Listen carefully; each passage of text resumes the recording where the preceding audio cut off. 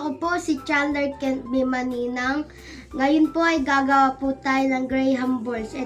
Nandito po ang mga sangkap na ating gagamitin. Marshmallow, Graham crush, at condensed milk. Una, ilalagay po natin ang condensed milk sa Graham crush ng dahan-dahan lang po. At dahan-dahan po natin ito haluin.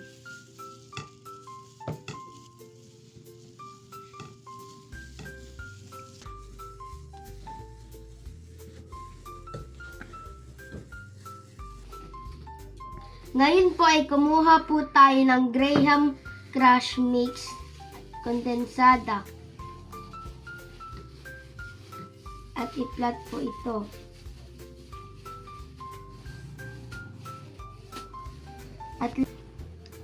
At po, pagkatapos po natin ito i-flat, lagyan po natin ito ng marshmallow.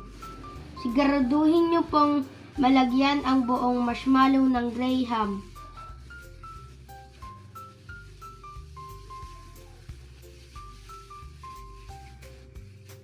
At maaari po kayong kumuha ulit ng ganito. Pagkatapos po nito natin bilugin at malagyan ng buo ng marshmallow, ipapagulong naman po natin ito sa Graham Crush.